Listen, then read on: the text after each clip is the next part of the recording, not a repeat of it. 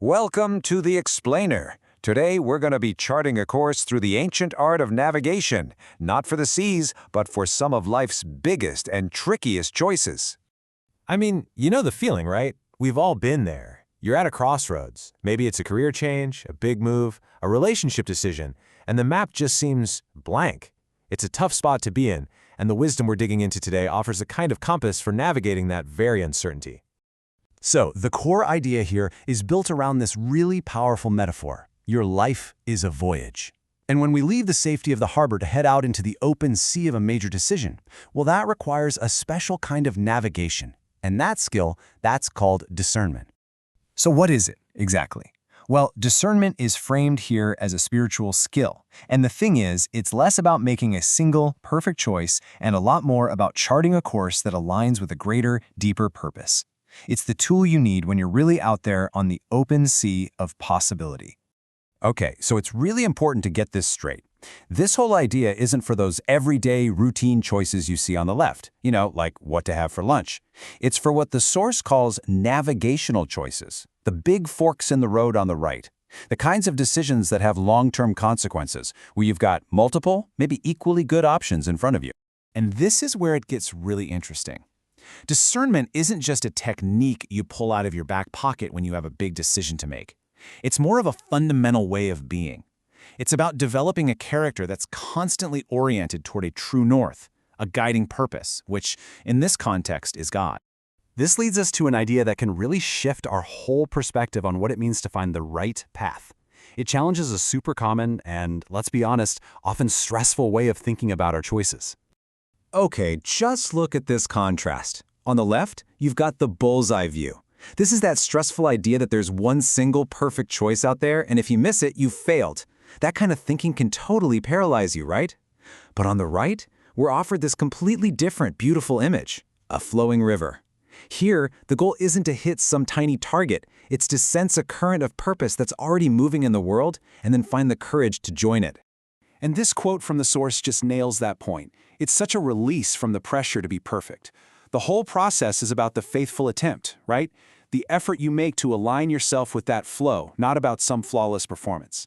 And if you fail, you're met with mercy, not judgment. So if we're going to become skilled navigators on this voyage, what tools do we actually need? The source lays out a few really essential skills and mindsets to cultivate. The first thing, and maybe the hardest thing in our noised world, is simply listening.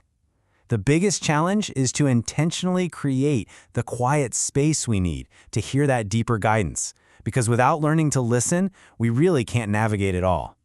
And when you practice this listening, it starts to develop these three core postures. First, it becomes God-focused. The question shifts from, what do I want, to what is God's desire here? Second, it's spirit-led, which takes a lot of humility. You have to be willing to let go of your own agendas. And finally, and this is huge, it's communal, a deep recognition that we can't and probably shouldn't try to navigate these big decisions all by ourselves. And that communal piece is so important. The idea is that guidance doesn't just pop into your head in a vacuum. It flows through other people, through wise friends, trusted mentors, the collective wisdom of tradition, all these voices that have navigated these waters before us. But here's the thing. A great navigator knows that picking the right direction is only half the battle. You also have to figure out the right time to set sail. To get this idea, this ancient wisdom gives us two different words for time. First, you've got chronos. That's the time on your watch. It's linear, predictable, 1 minute after the other. But then there's kairos. And kairos is different. It's about an opportune moment, a special season when the time is ripe for a particular action. It's about the quality of the moment, not just the quantity of minutes. And learning to sense that kairos, well, that's a true art. It's that intuition that tells you when an idea needs more time to grow, to germinate, and when the season is turned and it's time to act, and act decisively. It's about sensing the tide of the situation because pushing against it can be just as bad as missing it completely. Sometimes the most powerful action you can take is no action at all.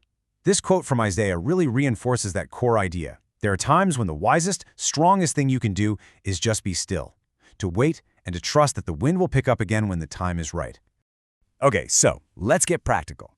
Let's say you've listened, you've waited for the right moment, and you feel like you have a direction. How do you double-check your coordinates? How do you test that you're actually on the right course and not just, making it all up? Well, this wisdom gives us a kind of navigator's checklist. First, you check it against your compass. Does this path align with foundational truth, with scripture, with the advice of wise counselors? Second, you check your direction of travel. Does it point you towards serving something greater than just your own self-interest? And finally, you look out at the horizon. What's the long-term result, the fruit of this path? Does it seem like it's leading toward things like peace, joy, and love for you and for your community? Now, theory is great, but let's see how all these ideas come together in a real story. The source shares this powerful example about a pastor in his church that really ties all of this together. So here's the setup. A pastor has this persistent, nagging feeling, you know the kind, deep in your gut, that his church's annual mission trip just isn't the right thing for this particular year. He's totally caught between this inner sense and this heavy external pressure and obligation to go. And this is the turning point. He's talking with a spiritual director. There's that communal piece we talked about. And the director asks him this simple but totally profound question. And it just frees him up. It gives him permission to even consider that his intuition might be right. And then comes the confirmation. He's worried about letting people down, so he calls his counterpart in Mexico. But instead of frustration, the pastor on the other end responds with complete support for his discernment process. And that communal affirmation just brings this deep sense of peace and clarity to the whole situation. So what was the result? What was the fruit of this really tough decision? Well, by not going on the trip, the church was able to refocus all that energy on urgent needs right there in its own neighborhood. They ended up acting from that place of quietness, rest, and trust that we've been talking about. It wasn't about doing less, it was about doing the right thing at the right time. So all this brings us back to where we started, standing at our own crossroads. But maybe, just maybe, the question we should be asking ourselves isn't what we thought it was. What if the goal isn't stressing about finding one single perfect path? What if, instead, it's about learning to sense the current of a river that's already moving, and then finding the courage to jump in?